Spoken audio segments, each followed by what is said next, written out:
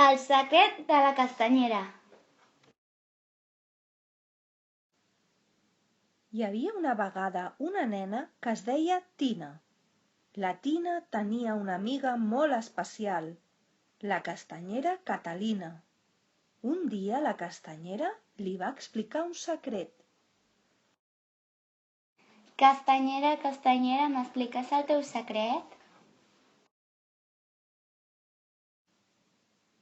Un matí la castanyera va anar a veure el seu amic Tonyo. El Tonyo és pagès i li ven els moniatos a la castanyera. Bon dia, castanyera. Bon dia, Tonyo, com estàs? Mira, aquí et porto els moniatos. Molt bé, me'ls emporto perquè després els vendré a la meva paradeta.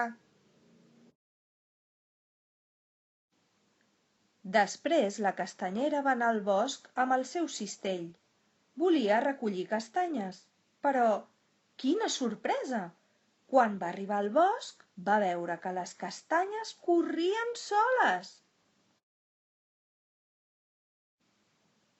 La castanyera Catalina estava molt estranyada. S'hi va fixar millor i va veure que sota de les castanyes hi havia uns fullets molt entremaliats que agafaven les castanyes i se les emportaven amunt i avall. Ah, clar, per això les castanyes semblava que corrien soles. La castanyera, una mica empipada, va agafar una cassola i un cullerot i va començar a picar ben fort. Pam, pam, pam, pam, pam, pam.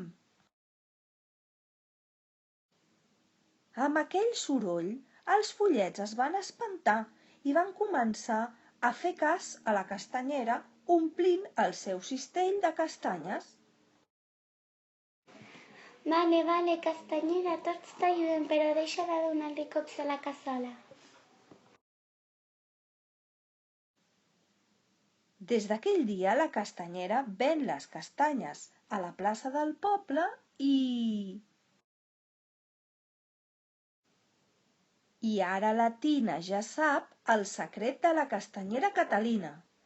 Els follets del bosc l'ajuden cada tardor a recollir les castanyes i les posen dins el seu cistell quan la Catalina treu la seva cassola i el seu cullerot i comença a picar ben fort.